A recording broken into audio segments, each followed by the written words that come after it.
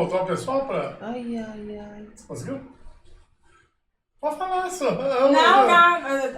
Bem-vindo ao Direito e Razão, esse programa genial e irreverente do direito. Estou sofrendo uma pressão psicológica aqui da Paula, que nosso programa é irreverente. Irreverente, calma. Aí você... Genial sou eu, irreverente é você. Nós estamos aqui com nossa amiga, colega, companheira também, quem é sabe, quem não vai saber, de luta. Hoje eu reconheço nela a materialização da advocacia democrática, porque quando eu formei não existia advocacia democrática, era só um bando de Mauricinho e Patricinha, de terno e gravata, cabelinho e tal, vestindo e fazendo o que os juízes determinavam e os promotores queriam. A advocacia democrática é diferente. A perspectiva do advogado democrata é outra. Não é ganhar dinheiro a todo custo, então, é o que? É se sensibilizar com as demandas populares. Isso tem a ver com a origem da pessoa, com ela ter sido oprimida pelo direito. O direito ele tinha somente a perspectiva de opressão de determinadas classes. E não a perspectiva do advogado democrático, que é de libertação das pessoas. Essa que é a diferença de como que a gente encara o sistema judicial e como que os tribunais encaram e como era encarado antigamente. A perspectiva de intervenção do Estado e do Judiciário é uma intervenção de restringir, cortar e não de libertar. E eu acho que a Rita ela encara bem essa personalização da advocacia popular e da advocacia democrática. Doutora Rita Parabéns, Galvão. dando logo um supapo, como a Paula fala. Ele agora está dando supapo, como se não bastasse balançar os braços sem parar, ele bate. Doutora Rita Galvão, nossa amiga querida, é advogada especialista nos direitos das crianças e adolescentes, no ECA, é ex-conselheira tutelar de Belo Horizonte e presidente da Comissão da Verdade sobre a Escravidão Negra no Brasil, da OAB Minas Gerais. Rita, é sempre um prazer te receber, uma honra. E a gente quis falar sobre o FELCA e sobre a denúncia de adultização feita pelo FELCA com a Rita, porque ela foi a primeira pessoa que nos chamou a atenção para isso. Eu te confesso que até a sua mensagem eu não tinha visto o que estava acontecendo ainda, e aí a gente guardou esse tema para ela hoje, então é com muita honra que eu te recebo e com muita gratidão também. Para mim é uma gratidão enorme estar aqui entre vocês, que me receberam desde o início, assim, na advocacia. Eu falo a Paula, a Ana Evangelista, que eu aprendi a entrar no PJE, a peticionar com essas pessoas, essas figuras ligadas. Como é que eu faço isso? Como é que eu faço aquilo? Aprendo todos os dias. Hoje eu ligo um pouco menos, Paula? Mas pode ligar, não tem problema não. Mas a gente sempre precisa da experiência aí, desse apoio. E é por isso que a gente tem feito esse movimento também com outras advogadas, justamente com a Confraria das Justiças Negras, que eu sempre falo com as meninas, que é pra gente fazer dessa forma. Recentemente também passei por um caso, não é um fato isolado, mas infelizmente um caso de racismo institucional, e a instituição ela tem uma pessoa que pratica, então a gente vê que essas questões, igual o Flávio falou, a gente ter esse olhar, sentir na pele e levar isso, devolver isso para a sociedade, para a justiça, é diferente. É essa questão que ele tem colocado.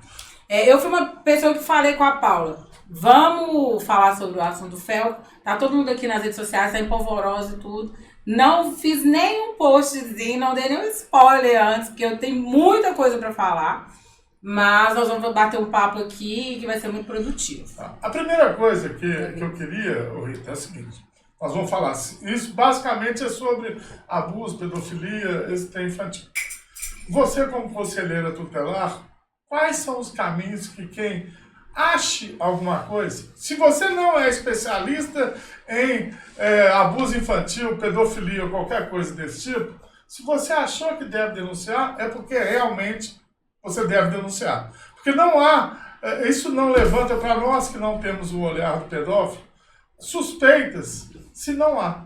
Porque o pedófilo encara o objeto do desejo dele de forma diferente como a nossa. Então, atos que passam pela normalidade de nós, que não temos a visualização, o pedófilo, muito antes de nós, ele já encarou a sensualização de determinada vítima, possível vítima dele. Então, quais são os canais que uma pessoa que viu determinada coisa na internet, que achou estranho, denunciar? Então, gente, é muito importante, foi ótimo o Flávio perguntar sobre isso, porque quando a gente imagina, no nosso imaginário, que uma criança pode estar sofrendo algum tipo de abuso, não só sexual, como psicológico, físico, privações, né, aquele abandono material, abandono parental também, só na dúvida, você não precisa ter certeza, na suspeita, seu coração, seu instinto, parece que tem alguma coisa errada acontecendo, é porque pode sim estar acontecendo alguma violação. Então, o primeiro canal que a gente divulga mais hoje é o Disque 100. Porque o Disque 100, ele vai disparar para todos os órgãos de proteção, que a gente fala que é a rede de garantia do sistema de garantia de direitos. Né? Então, a rede de proteção envolve desde o Ministério Público, Defensoria Pública, a própria polícia, né? A segurança pública. Vem também questões que envolvem deságua lá no trabalho, que a gente vai falar um pouco sobre isso, cai para o Ministério do Trabalho, cai para o Ministério dos Direitos Humanos. Então, assim, o Disque 100 ele é muito completo. Ele tem essa... E é na hora, tá? Lá no Conselho Tutelar, por exemplo, quem é conselheiro tutelar sabe, dependendo de onde você estiver, o Disque 100 recebeu a denúncia agora, ela já está sendo redigida e já chega no e-mail ou no fax, ou o próprio Disque Direitos Humanos liga para o Conselho Tutelar e repassa essa denúncia. Então, só na suspeita, naquela indagação, aquele sexto sentido, que tem alguma coisa errada acontecendo, denuncie. Não deixe para depois, porque pode ser tarde. O importante é o seguinte, é porque a maioria das denúncias é feita diretamente na polícia. Acontece que a polícia, ela não tem treinamento para a percepção subjetiva do menor, tá entendendo? Então é o seguinte, a polícia é muito eficiente. Quando você liga o 190 e fala assim, peguei o cara pelado aqui com a criança agora. Peguei a grande, tô indo. Beleza, pode chegar uma polícia e acabar. Agora você liga pro 190 e fala, eu acho que o relacionamento do padrasto com a filha, a enteada, a enteada está muito triste quando está perto dele, fala determinadas coisas, tem medo dele e tal, que eu acho que a polícia deveria investigar. Beleza, mas não é a polícia militar, não é o 190, eles não vão ser efetivos. Então liga pro Disque 100 e fala, minha vizinha, toda vez que o padrasto, o tio, ou o primo, ou o irmão dela chega, ela sai correndo para dentro do quarto e entra debaixo da cama. Isso é um indício. Entendeu? Beleza. O Conselho Tutelar, o promotor, a juíza, vão tomar providência para esclarecer. Pode ser que não seja nada. E você não vai ser processado por estar fazendo a denunciação pela denúncia. Inclusive, a denúncia no Disque 100, ela é anônima, se você optar por ser anônima, né? Basta você ter dados que sejam identificáveis. Por exemplo, a criança que mora na casa azul da rua tal. Isso aí é fácil de você chegar numa casa, mesmo que você não saiba o nome completo da criança, por exemplo. Vizinho está ouvindo uma criança chorando com muita regularidade, no mesmo horário, com a mesma pessoa que está lá, que está xingando, brigando, esbravejando, tem um indício. Mas você pega o máximo de informações possíveis para você, se souber o nome, até a escola às vezes faz, mora na casa azul, mora na rua tal. E eu acho que estuda na escola tal. Até isso a gente consegue identificar, né? Porque vai buscando a escola. Tem uma criança que mora nessa rua, tem. E a gente consegue identificar pai, mãe, irmão, o convívio dela, a rede que ela tem. Então, gente, só é um apelo, denuncie. E é na internet, né, que é o assunto de hoje, denuncie também. Hoje vocês estão acompanhando melhor, mas a gente vai falar um pouco mais sobre isso. E se você tiver dúvida, eu acho que denuncie também? Na dúvida, denuncie. Gente, se você acha que alguma coisa tem errado, e pode ser sua irmã, sua sobrinha, sei lá. Fica esperto, porque então é isso. a maioria das agressões... desconfiar, denuncie, que vai ser apurado. Qualquer suspeita, desconfiança, desconforto, aquela coisa que a gente tem sempre, né? A gente fala, ser sentido, tem três esquisitos ali. E aquela coisa assim, hoje tem fumaça, tem fogo, né? E o inverso também é verdadeiro. Se chegar até você alguma suspeita em relação a algum parente seu, se tem alguma suspeita, investiga, né? Investiga. Até porque isso também... Essa violência, ela segue o ciclo de toda a violência. Ela vai crescendo. Apesar de que, muitas vezes, já para criança e para pessoas que não têm a condição de manifestar integralmente sua vontade, o ciclo evolui muito rápido. Né? Se é uma menina de 14 anos que está sendo assediada por alguém dentro da casa dela, vai demorar mais um pouco até ela ceder. Sim. Agora, se é uma menina de 6 anos... 2 dias, um dia, sei lá. Mas ou no ato, é diferente. Agora, vai mexer com a mulher igual a Rita, pra ver pra onde que ele vai parar. Pra mexer com você, pra ver. Porque o pedófilo não faz isso, porque não tem espaço. Então vamos ao Felco, para contextualizar. Quem não viu o vídeo, veja, né? Porque, enfim, acho que o mundo inteiro já viu. Mas veja com esse olhar crítico, né? Atento, um olhar atento. O que é a denúncia do Felca? Ele denuncia, o título é adultização, e ele faz uma sucessão de denúncias. O que eu percebi, mas você tem um olhar muito mais apurado que o meu, muito mais, é o que? Ele denuncia crianças que são tratadas como adultos nas redes, né? Crianças que são colocadas na posição de provedores, né? Crianças que são retiradas da infância para serem usadas como meios de ganho financeiro, né? Esse seria um primeiro bloco. Num segundo momento, ele denuncia a utilização de crianças e adolescentes numa questão de erotização nas redes, e num terceiro momento a questão da pedofilia, que seria então uma rede de pedófilos que estariam se utilizando dessa utilização dessas crianças eroticamente nas redes. E uma coisa que eu vi também, que talvez seja a pior de todas que eu vi dar. Na economia, a gente chama esse fenômeno de cooptação. Pessoa que tem determinado valor, que encara a realidade assim, e ela vai sendo minada e vai mudando a forma de enxergar as coisas, de forma que ela passe a concordar com determinadas práticas comerciais que são extremamente danosas. Então, eu acho que, principalmente, a corrupção de valores que esse ciclo vai criando. Tanto nas crianças que não têm crítica, que elas não sabem o que é certo e o que é errado, e pior ainda, nos pais. São aliciados pela fama da filha, pelo dinheiro, e por outros valores que não são valores internos. E é isso que eu vi a psicóloga lá falando, o pessoal, a Rita vai falar bem para nós, e vai falar o olhar do conselheiro tutelar e das pessoas que mexem com a criança, que é o que esse fato que aconteceu aqui, com a menina com 7 anos até 12 anos, vai repercutir na vida dela enquanto adulto. Tá? E tem aquela questão que permeia também entre o lícito, o ilícito, isso, o moral e o amoral. E o imoral. E aí eu vou falar Porque tem algumas coisas que não são puníveis na esfera criminal, mas moralmente falando, está destruindo a infância de uma criança e não é punível, né, criminalmente, mas pode eventualmente transitar na esfera civil. Eu acho que isso também é bom a gente... Vai, Flávio. Vou lembrar o que a Mamita Cravo, Diana Cravo, falou comigo uma vez e bate em toda vez que eu vejo a situação dela. Quando o badalo pequeno toca, é porque o badalo grande já tocou há muito tempo. Então, se a criança fala determinada coisa, é porque refletiu badalo de outra coisa, de outra. No vídeo ali tem uma menina falando, porque isso vai gerar na vida adulta da pessoa tal. Quantas vezes já viveu a vida adulta pra você saber? Então é porque alguém falou nela e ela repete. Sim. Bom, vou deixar para Deixa a Rita, que a gente tá muito...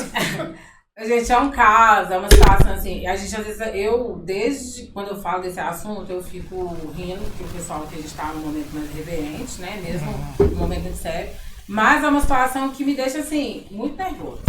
Eu vou, né, naquele, quem me conhece sabe, direito de criança e adolescente para mim é inquestionável. Então, eu trago como premissa, sim, que a melhor interesse da criança, né, o absoluto interesse da criança, ele é o que tem que prevalecer na nossa sociedade. E, infelizmente, a gente não vê isso acontecendo. E aí, o que a gente coloca? A gente desacredita a criança.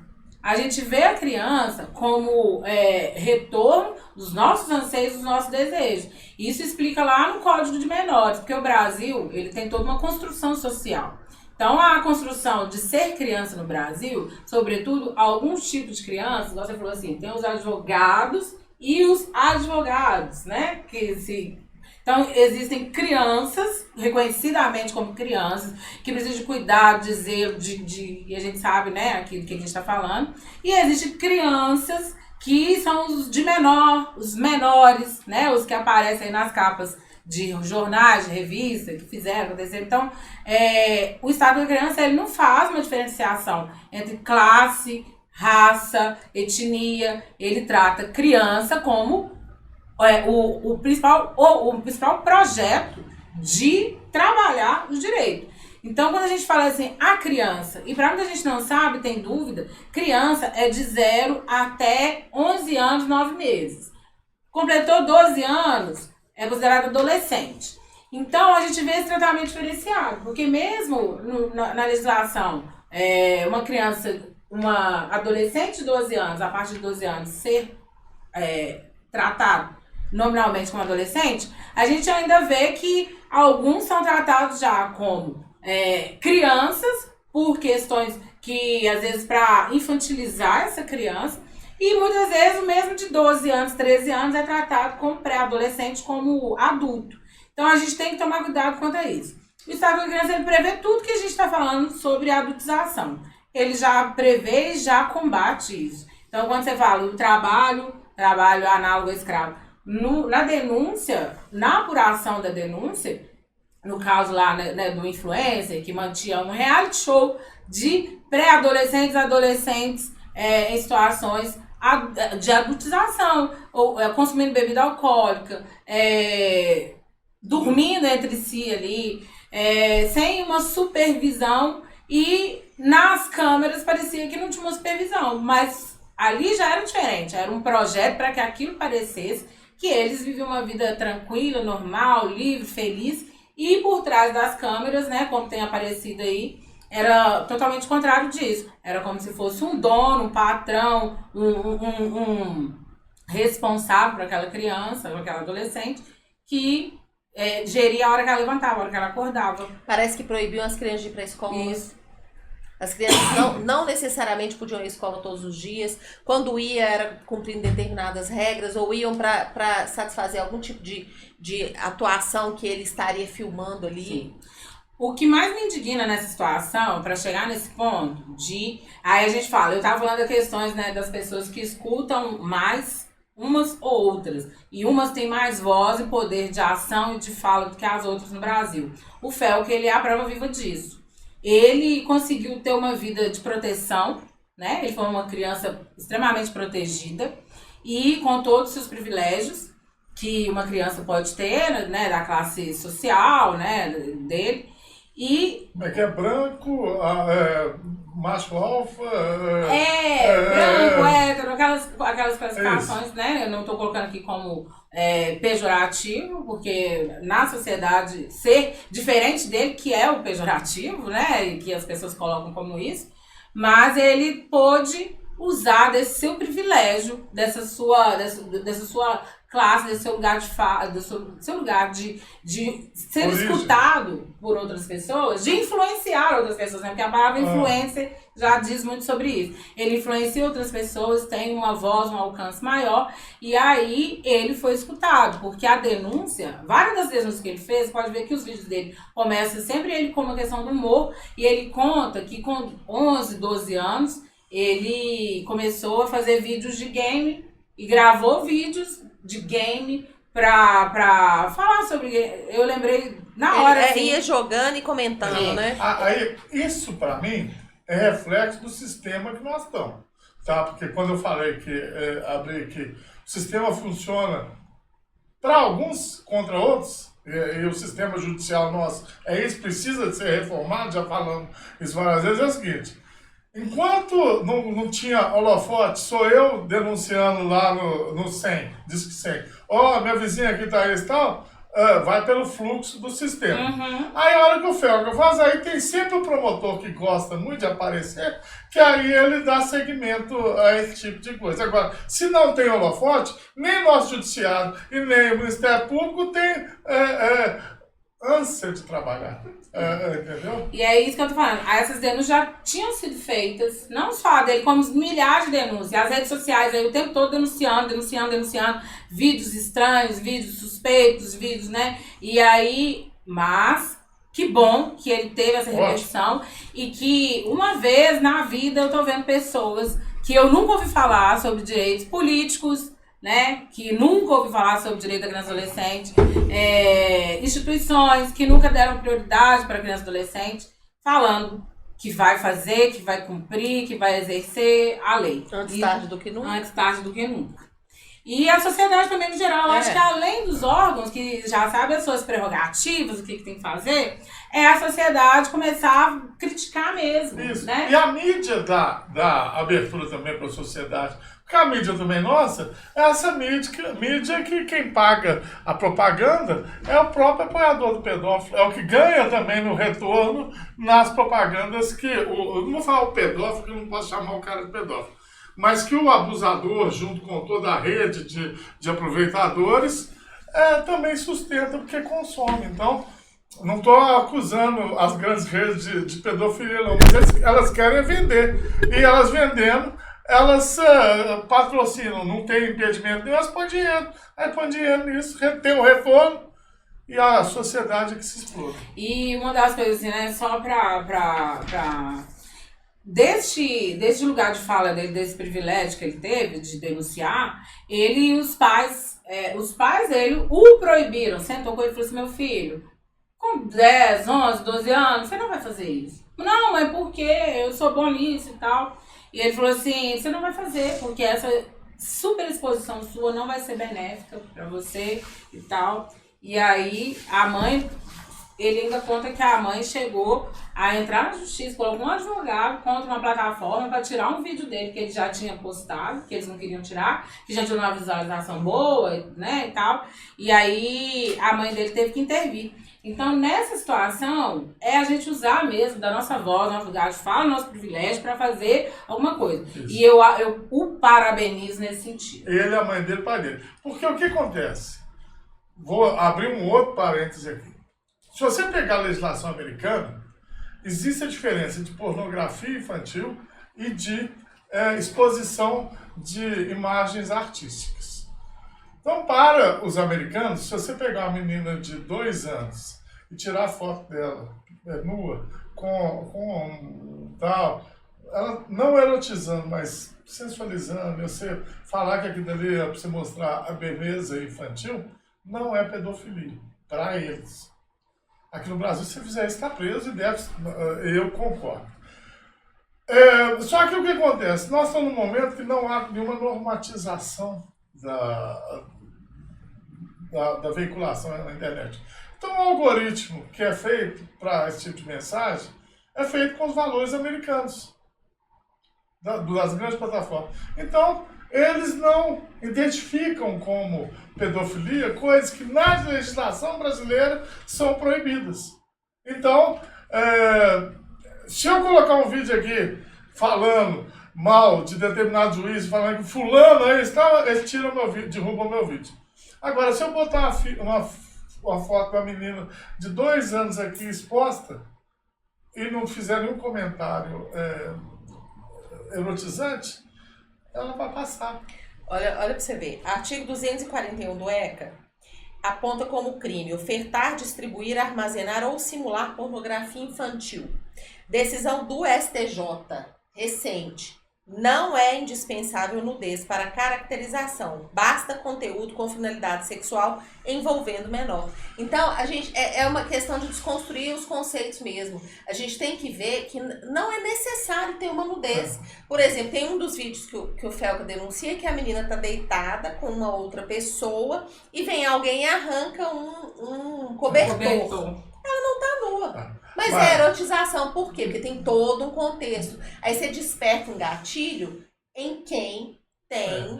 Mas esse conceito de erotização, você tem que entender ele um conceito transviado do cara que é pedófilo, Mas era aí porque que eu ia ele chegar. encara... Pra mim, olhar uma pessoa, puxar um cobertor de uma menina que tá deitada vestida, não vai despertar nada. Mas no olhar do pedófilo vai despertar uma lascívia nele. Isso. Que é conteúdo erótico pra ele. Pra ele é um conteúdo erótico. Entendeu? É isso que é... Por quê? É pior do que isso. Pior. Você lembra um médico amigo nosso falou que fechou o buraco aqui não precisa não. Da colonoscopia da mulher, porque o marido adorava aquele buraco. Tá entendendo? Então, a erotização disso é feita no indivíduo doente. Você está querendo dizer que é mental. A questão é mental. É o olhar de quem vê, e não necessariamente de quem por exemplo, faz. Você... Toda hora que você me der esse olhar, eu fico louco. Tá entendendo? A Rita eu posso olhar pra ela tranquilo, não nada. Agora você me olha, você me inspira, meu amor. Tá entendendo? Então, aí a gente perde o fio da meada. Não, voltando aqui. Organiza essa bagaça aí. O Flávio falou uma coisa muito importante, que é, às vezes você pega uma criança com a bochechinha rosada, um rosto bonitinho, você não vai ver nenhum problema naquilo. Como foi mostrado lá no vídeo. Quem não viu, gente, assiste, pra vocês não ficar dando opinião ou comentando coisas dos outros, né? Com olhar, só com o nosso olhar, mas também para você sentir que a gente não vai passar raiva sozinho, né? Então, por favor, assista lá o vídeo. E coisa simples, crianças brincando no playground. Aquilo ali, para quem é pedófilo, vira um ponto de encontro para pedófilos, para eles se encontrar, para ficar trocando fotos e figurinhas. Isso é uma coisa tão surreal, mas acontece. Eu recentemente atuei num caso que, não posso dar detalhes, mas assim, que um padrasto, ele criou, né, a enteada, e desde os 4, 5 anos de idade praticava atos libidinosos com ela. E aquilo foi se tornando um amor intenso, tipo assim, um cuidado intenso. Ele cuida dela porque ele preocupa demais. Não, gente. Tudo que é excesso é estranho. Se você vê uma pessoa que tem um laço, seja pai, mãe, avô, tio, vizinho, coleguinha, né, que tem diferença de idade, com uma proximidade muito estranha. Desconfia, sabe? Eu que tenho esse olhar, meus amigos, minha família, fazia, lá vem a Rita. Foi maldade em tudo, né? Foi maldade em tudo. Porque eu já vi de quase tudo. E cada dia que eu pego o caso, que eu sou indicado para assistência de acusação em caso de abuso, é uma coisa horrível. Outro ponto, o trabalho infantil, né? A criança e adolescente, no Brasil, ele é visto como objeto. Então, assim, é meu filho, eu faço o que eu quiser, eu crio do jeito que eu quiser. Quantas vezes a gente já ouviu falar sobre isso? Não é seu filho, não quer dizer que é seu filho, que ele é seu objeto, que é uma coisa que você leva para onde você quiser, traz, sem regras, sem limites. Isso é bem reflexo do patriarcado social brasileiro, né? Você tem uma figura de pai, a figura, não quer dizer que é o homem... E de não questionar também, não poder questionar. Você tem que obrigar e não ter senso crítico em relação ao que seu pai fala. Você acha que... Você vê... Eu posso estar enganada, mas eu vejo, eu acho... E é uma pergunta. Você vê nisso também um trabalho análogo à escravidão? Sim. Junto com essa questão do trabalho infantil? Sim. Porque ali você pega crianças e adolescentes que não têm discernimento sobre eles, sobre o corpo deles, não sabe nem que... Então, por exemplo, você vê algumas dessas adolescentes, estão aparecendo agora na mídia falando que isso, eu fui bem tratada, eu nunca tive tanto carinho, tanto amor, tanto cuidado na minha vida. E às vezes eram pessoas de origem humilde que precisavam, sim, né? Eu vi, não sei se é verdade, a gente fica com muito medo, sim, das coisas, sim, que a gente vê na internet, sim, mas eu vi relatos de mães que deram as filhas para eles cuidarem, porque as filhas teriam uma condição de vida melhor. Esse é o retrato da miséria. Da miséria humana, inclusive, da miséria, da questão financeira e da miséria intelectual. Abrindo um espaço aqui, não é raro as pessoas comentarem sobre prostituição infantil no Nordeste e no Norte do país. Dizem só dizendo uma adendo, exploração infantil, que as crianças não se prostituem. Pois é, exatamente. Não, mas o que acontece? É comum, acham que é uma coisa comum. O pai entrega a filha para o caminhoneiro para ele cuidar, que ele não tem condição de sustentar. Isso é uma denúncia reiterada. Muita gente vem falando, aquelas denúncias que já tem anos e anos que não são apuradas aqui, né? Uma ilha muito famosa, não vou falar porque eles estão assim, receosos, mas não vou falar, mas todo mundo viu aí denúncias que tiveram, né, de exploração sexual lá nessa ilha e tudo. E aí, hoje em dia, muitos órgãos de proteção começaram a fazer um trabalho muito sério lá, e aí eles não gostam de ser reconhecidos só por esses casos que apareceu de exploração, porque hoje em dia é feito um trabalho muito sério. Quando tem essas denúncias, tem repercussão, as coisas começam a acontecer. Mas não deveria ser assim, gente. Existem os órgãos de proteção, você sabia que é estipulado por lei que todas as cidades do Brasil têm que ter, no mínimo, um conselho tutelar com 5 conselheiros funcionando.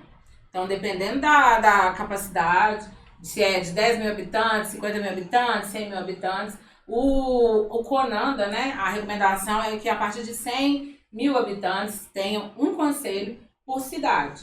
Então, Belo Horizonte, que é uma cidade de quase 3 milhões hoje, né, de habitantes, a gente tem aí 9 conselhos tutelares com o 10º conselho em funcionamento. Então, a gente tem um déficit aí de, no mínimo, uns 11 conselhos tutelares em Belo Horizonte para atender todas as demandas que chegam. Que não chega só questões, graças a Deus, de abuso, mas chega questões de violação de direito daqueles adolescentes. Por exemplo, em frequência escolar. Outra coisa que me deixou muito indignada, não vou falar surpresa, gente, que nada me surpreende mais em relação a direitos, principalmente direito da criança e adolescente.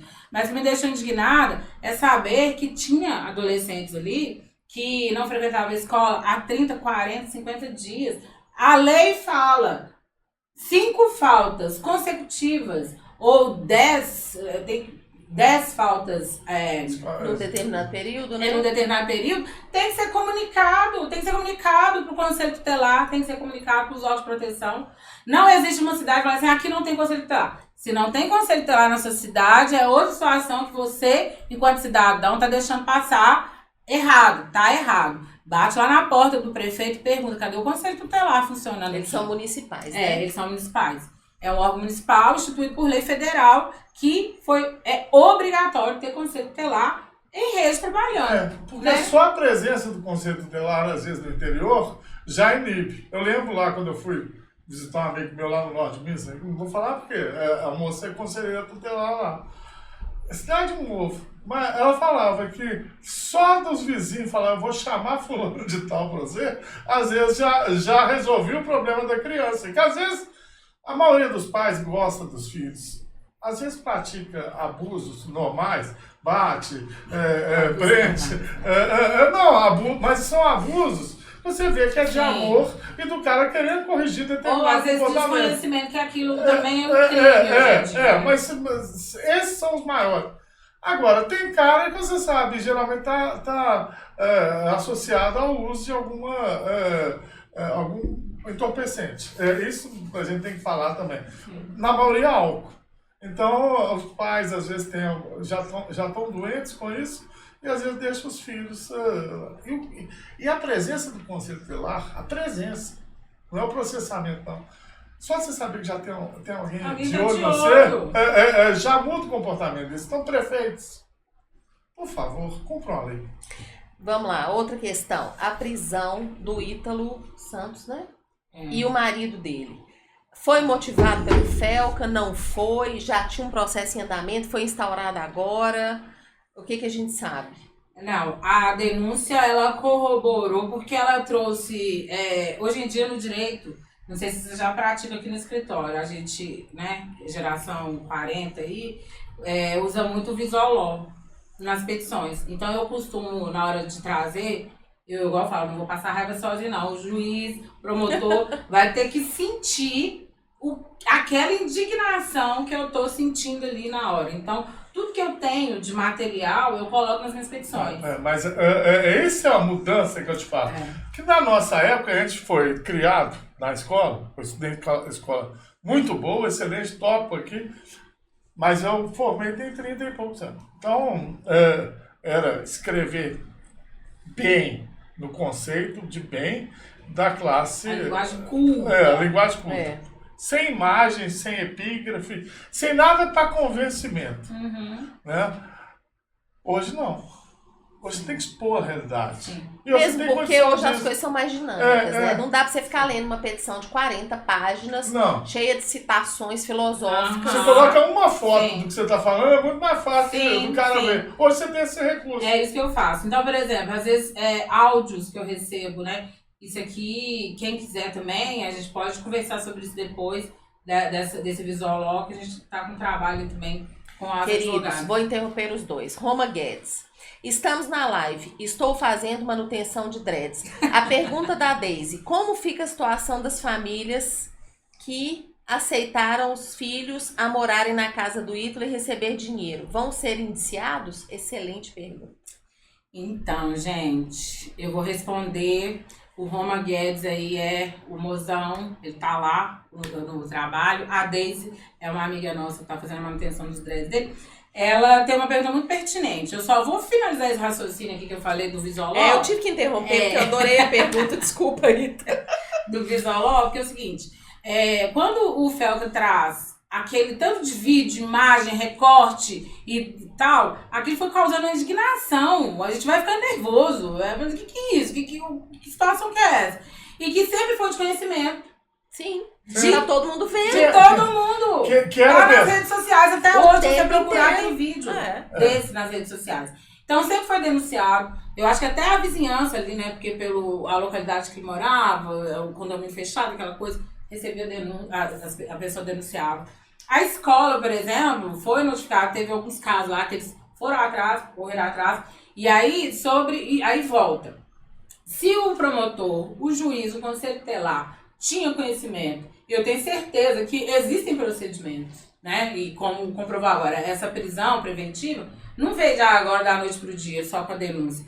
Ela veio porque no decorrer da denúncia eles foram dar encaminhamento no caso e eles parece que tentaram retirar algumas coisas, equipamentos eletrônicos, né, coisas assim. E aí no direito vai, quem não deve não tem. É lógico que a pessoa vai se precaver e tudo, mas é difícil, né, quando então tem a uma denúncia velha tão boa séria. História de sempre, de ocultar provas, constranger testemunhas. E aí é o esquema criminoso. Por quê? Porque eu vou para qualquer lugar e assento minha moradia tranquilo, porque eu não devo nada a ninguém e tal. Agora, o cara que já é pedófilo, ele não vai colocar a casa dele aqui no prato. Porque o entre ensaios, os vizinhos já vão ficar assim, vão denunciar. Ele vai colocar onde? Restrito. Lá onde Davi mora, lá em Ribeirão das Neves. Que é... Lá no sertão de Neves. De preferência bem escondido. Não, mas aí tá vendo quando eu passo o pito nele? Aí quando eu passo o pito nele, ele fala que eu sou gente, eu tô falando assim que eu tenho muito carinho pro Neves. Não, é brincadeira. Tá, tô só zoando porque eu sei que Davi lá. E tem um casão lá que vocês precisam de ver. Mas é o seguinte, o cara, Ribeirão das Neves, não que tem conselho tutelar também. Mas ele vai para uma cidade que não tenha o conselho tutelar. Porque aí já começa a embolar. Ou vai para uma cidade pequenininha, isso, pouca gente, fica longe, num lugar mais afastado.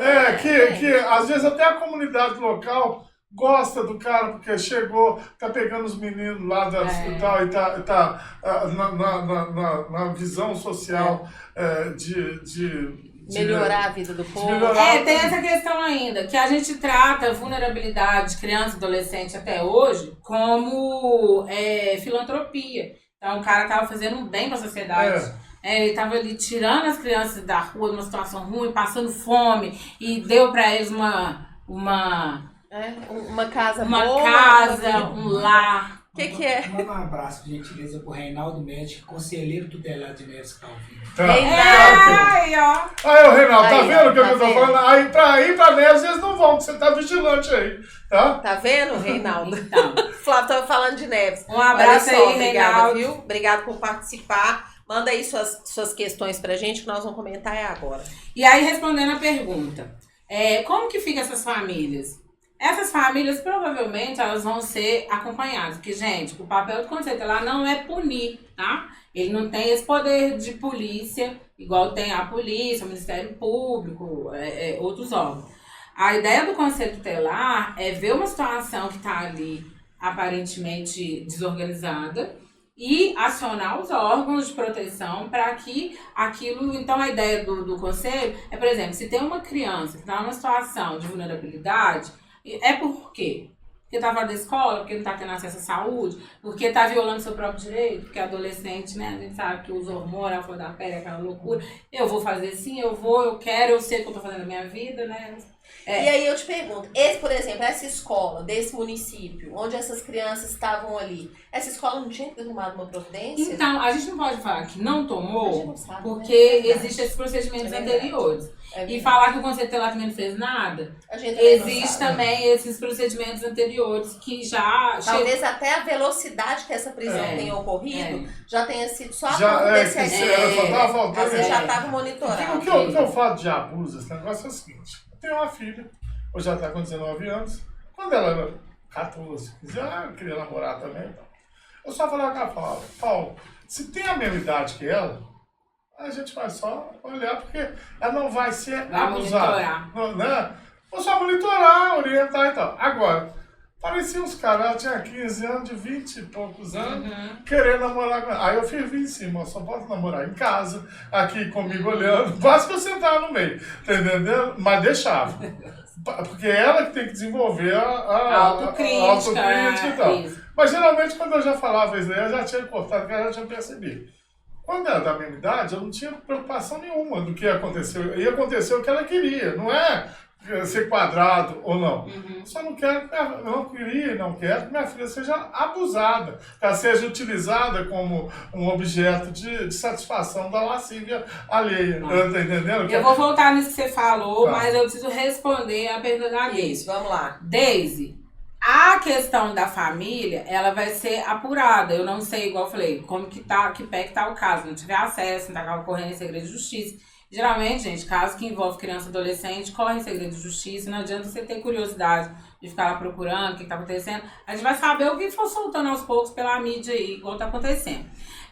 O que deveria ser feito com essa família? Trabalhar com ela essa questão do porquê ela viu que seria a melhor opção essa criança, esse adolescente, ir para o encontro de terceiros, sobre a atividade de terceiros, para ter o quê? Uma possibilidade melhor de vida. E vamos para o campo da hipótese. Eu, mãe, eu tenho uma criança e eu não tenho condições de prover o sustento dessa criança. Eu entrego a minha criança para um influencer utilizar o trabalho dessa criança para ganhar dinheiro. E ele me remunera. Como que é? Tá? No campo da hipótese. Sim. Nesse caso, a mãe, sabendo que ela tá ali para ser explorada a imagem dela, ela pode estar incorrendo sim no crime, né, de exploração junto com o influencer. Sim. Por quê? Então ela pode responder. Pode responder se ela tiver noção do que ela tá fazendo, como se estivesse assim entregando para receber dinheiro de volta. Se entregou na boa fé porque o filho ia viver melhor, porque a filha estava feliz, aí então Sim. não tem o dolo, tem o então dolo, ela poderia... Mas pode responder também porque pro direito da criança e adolescente, como eu falei, quando é criança, a criança ela é objeto de medidas de proteção. Quando ela é adolescente, ela já é medidas protetivas, que é diferente. Então, assim, a criança até 12 anos, ela não comete crime. Se ele quiser pegar a malinha, sair correndo lá pra casa, né, do influencer e ficar lá, cabe aos pais. O crime é do influencer, não é da criança. Mas se ela, por exemplo... E se o pai foi omisso, ele pode... E se o pai sabendo, ele responde pela omissão. Agora, por exemplo, falou assim, olha, nós vamos ganhar muito dinheiro, tirar muitas fotos, vamos viajar o mundo, eu vou te dar tanto por isso... Mas assim, ela não vai pra escola, ela vai morar lá em casa, vai ter situações assim, assado. E mesmo a mãe vendo, sabendo, assistindo, acompanhando, a mãe e o pai, eles podem responder também pelo crime de exploração. Outra dúvida, a vontade da criança vai fazer diferença? Nesses casos, não. Se for configurado crime, não. Então, por exemplo, a criança tá gravando o vídeo super feliz ou ela tá gravando o vídeo obrigada? Criminalmente falando, nada vai fazer. Não faz diferença o consentimento da criança. Até no vídeo do Felca, você vê que tem uma mocinha lá, uma moreninha, que aparece com a mãe, a que a mãe fez imitar. Eu não sei os nomes, porque... Que ela fala, não, eu adoro fazer o trauma. Aí ela que eu falei, que o trauma que tá me criando aqui, que vai me perseguir pela vida inteira e tal, pra mim é muito pior se eu não fizer. Tá entendendo? Por quê? Porque ela não tem a dimensão do abuso que ela sofre e das consequências permissivas na identidade dela que são criadas. Porque, Paula, nós uma vez fomos numa casa de crianças abusadas, lá em Sabará. É um abrigo. É um abrigo.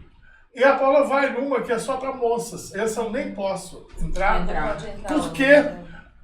A menina de 11 anos, por exemplo, já está tão viciada que se eu chegar lá, ela vai tentar me seduzir. Ou traumatizada, né? Não quer nem que você entre lá dentro. Porque ou ela está assustada, qualquer personalidade masculina, ela vai ter medo, porque os abusadores dela geralmente são masculinos, ou porque pai e mãe, às vezes o abuso é de pai, mãe, irmão, é de todo mundo, e ainda chama os amigos para ajudar. Ou então ela vai sensualizar uma menina aí de 10, 11 anos, não participei, mas a Paula que me contou, vai tentar me seduzir. Porque já está... que ele faz parte da vida dela? Já foi, né, infelizmente, ele foi introjetado na vivência dela, na uma conduta que é esperada dela. Normalizar aquela situação. Normalizar, exatamente. Aí eu volto naquela pergunta que você fez da sua filha. Uhum. Recentemente, eu tive que fazer uma intervenção num caso que o adolescente, ele já estava com 14, e a menina, ele está com 15, e a menina estava com 13. Se ele tivesse 14 ou ela tivesse 13, seria o mesmo problema. Porque a lei fala que adolescentes menores de 14 anos, né, de 13 anos a menos, é estupro vulnerável, com ou sem consentimento. Então, o cara pode ter, pode ser o próprio adolescente, a gente fala muito do direito na escola, vai dar um beijo, abraço aí pessoal do direito na escola. Quando você vai falar de estupro vulnerável com os próprios adolescentes, fala assim, ai tia, beijar na boca, qualquer ato libidinoso com a intenção lascívia, libidinosa, entre adolescentes menores de 13 anos e pessoas com maiores de 14 anos, é considerado estupro vulnerável. Por quê? Você não tem capacidade de consentir nada com 13 anos. Você não sabe o que você vai sentir, você vai viver, você vai sentir. Prazer, você vai sentir todas aquelas emoções. Não, a criança, mas a criança. Eu batia punheta com 11, 12 anos de idade já, direto. Você não é exemplo. Eu e meus colegas fazia até campeonato. Você e seus colegas não são exemplo. Mas que existe uma sensualização entre os menores, existe. Sim. Só que uma coisa, é o que eu falo, localizada entre os menores, descoberta.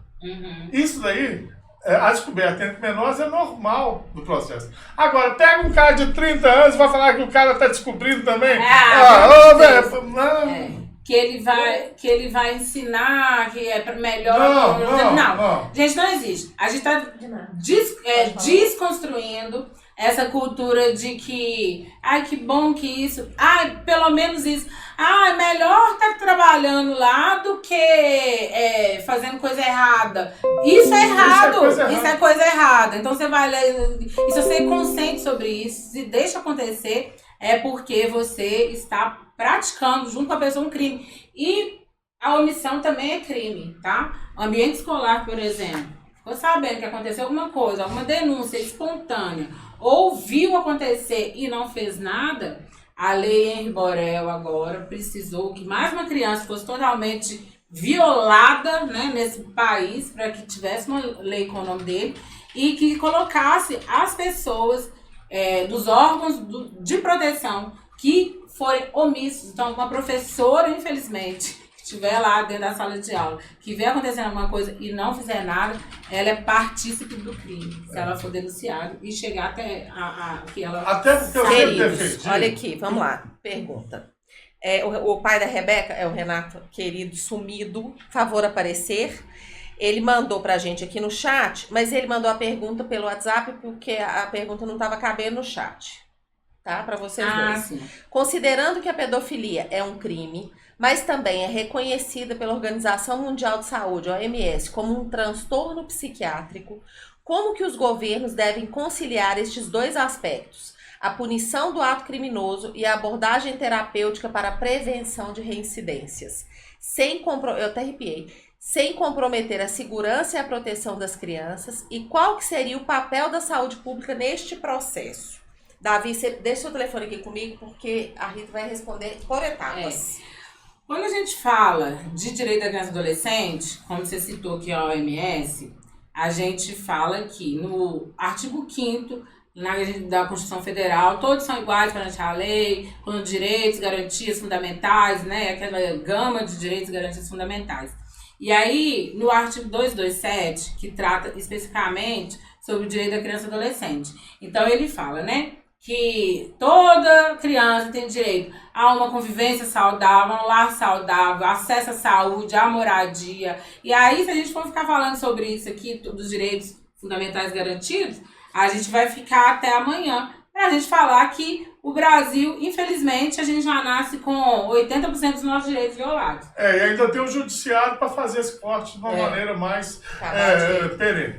Então, a gente, dentro disso, dentro da pergunta que o Renato fez aqui, a OMS ela tem essa construção. A gente não está conseguindo tratar ainda aqui no Brasil porque não tem interesse político, interesse jurídico, interesse financeiro de tratar a criança como uma prioridade. Porque se a gente trata a criança e adolescente como prioridade, a gente vai conseguir pensar no olhar da pessoa que tem um transtorno, né? Que tem a pedofilia como transtorno. Por exemplo, eu já vi casos de pedófilos que não, na fase adulta, nunca cometeram pedofilia, mas são reconhecidos como pedófilos porque a conduta, o olhar, mas eles não chegaram a cometer crimes.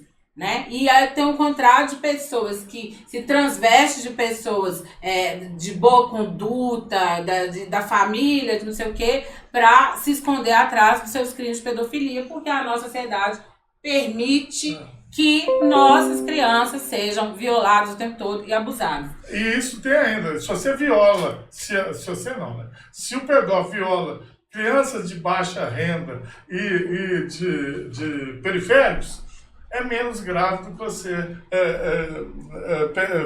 tem um peso na denúncia, na apuração, é diferente. Mas eu vou te falar, 90% dos casos de abuso, de pedofilia, que chegam pra gente no Conselho Tutelar, são de pessoas em situação de vulnerabilidade, de vilas, de favelas, né, e tal. Porque os de pessoas com poder aquisitivo maior quase não chegam. Fica abafado ali. Segue a regra da violência contra a mulher, violência contra idoso e tal. Que nas camadas mais vulneráveis, ela é mais exposta. Mas nas camadas mais abastadas, ela acontece do mesmo jeito, do mesmo percentual, mas não aparece. Queria só fazer uma observação aqui em relação à imputabilidade do transtorno. Sim. Tá? Que é o seguinte, o fato de ser transtorno psiquiátrico não quer dizer que ele é inimputável. Inimputável o que é? A pessoa que não pode ser apenado pela conduta, porque a conduta dela seria mais forte do que a vontade dela de reprimir. Não são todos os transtornos que têm imputabilidade. Paula defendeu um cara aqui que deu 19 facadas numa moça do tamanho da Rita, o cara tem 1,90 m. Enfim, esse foi inimputável por quê? Porque ele nem sabia o que ele estava fazendo. Agora, Se tiver, por exemplo, a relação entre os caras que têm determinados distúrbios, psiquiátricos, e que são deficiências da pessoa, deficiências mesmo, que aí ele tem a sexualidade mais aflorada. Então, para cada um desses, o que acontece? Existe um perito do criminal, que geralmente é o profissional da psiquiatria, que ela vai orientar ao juiz. Esse cara aqui, ele merece metade da pena. Esse cara aqui, igual o Davi, é 100%.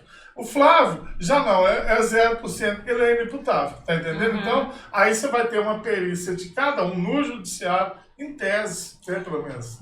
A questão, né, igual o Flávio falou, tem que ter um melhor estudo sobre isso. O Brasil, ele tem um preconceito, né, e tem uma empáfia também de achar que todos esses crimes que acontecem, de pedofilia, de abuso, cadeia, tirar a menina dos outros, aquela coisa toda. Não é. A gente precisa trabalhar o problema da raiz.